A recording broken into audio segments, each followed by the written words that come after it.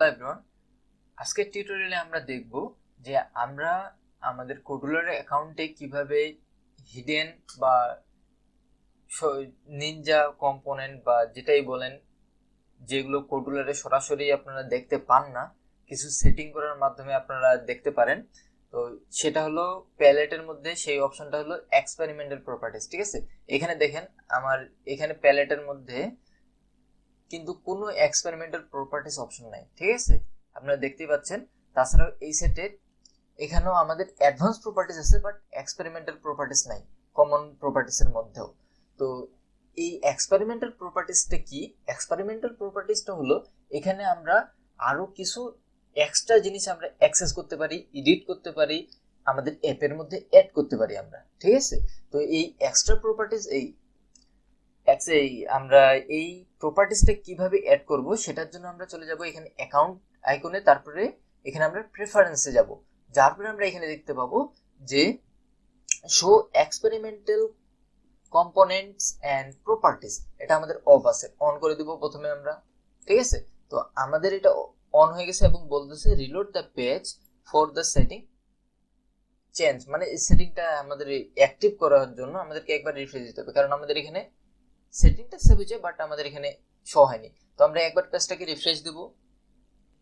ওকে, refresh হওয়ার পরে এখন লক্ষ্য করেন এখানে এই যে এক্সপেরিমেন্টাল প্রপার্টিস নামে একটা অপশন চলে আসছে।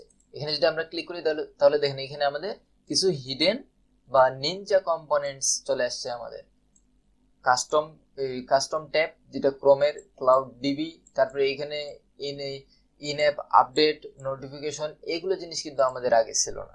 ঠিক আছে, তারপরে স্ক্রিন মানে আমাদের দেখেন এক্সপেরিমেন্টাল প্রপার্টিস আসছে। এখানে আমাদের একটা অ্যাডভান্স জিনিস হলো এই যে শো নেভিগেশন বার, মানে আমাদের এই যে এখানে, আচ্ছা ফোন ওপেন করে আপনাদেরকে দেখাই। এখানে এই যে দেখেন এই বারটা দেখছেন, ব্যাক আইকন, আমাদের ফোনের মধ্যে নিচে যে অপশনটা থাকে এইটা দ্বারা এটা হিডেন হবে। এখানে লক্ষ্য করবেন এই জায়গাটাতে দেখবেন এটা হাইড হয়ে যাবে। এই যে ক্লিক করলাম দেখছেন হাইড হয়ে গেছে। এটা একমাত্র এক্সপেরিমেন্টাল প্রপার্টিস থেকেই করা যায়। ঠিক আছে, তারপরে এক্সপেরিমেন্টাল থেকে আমরা এই কম্পোনেন্ট গুলো ইউজ করতে পারি, যেগুলো আমাদের অনেক কাজে লাগে। মানে কাস্টম ট্যাব আমরা আমাদের অ্যাপের মধ্যেই কাস্টম ট্যাব ইউজ করাইতে পারি আমাদের ইউজারকে দিয়ে। যেমন আপনারা যখন মেসেঞ্জারে কোনো লিঙ্কে ক্লিক করেন, আমাদের কিন্তু কোনো ক্রোম ব্রাউজারে ওপেন হয় না। ঠিক আছে, আমাদের একটা কাস্টম ট্যাবে ওপেন হয়। আমরা ওই কাস্টম ট্যাবে যখন থ্রি ডট আইকনে ক্লিক করি তখন আমাদের একটা অপশন আছে যে ওপেন উইথ ক্রোম, এই অপশনটা আছে। তো এখানে মেসেঞ্জারও কিন্তু কাস্টম ট্যাব ইউজ করে ওদের লিঙ্কে ইউজারদেরকে ভিউ করানোর জন্য। তো আশা করি আপনাদেরকে ভিডিওটা ভালো লাগছে।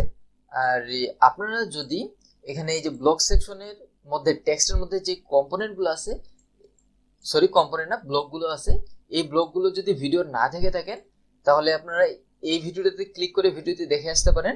আর আপনারা যদি এই ভিডিওটা না দেখে থাকেন যে ক্লিক করে নাম্বার আমরা কিভাবে একটা নির্দিষ্ট পরিমাণে বাড়াতে পারি এবং নির্দিষ্ট পরিমাণে আমরা কমাতে পারি, এই ভিডিওটি যদি না দেখে থাকেন তাহলে এই ভিডিওটিতে ক্লিক করে আপনারা ভিডিওটি দেখে নিতে পারেন।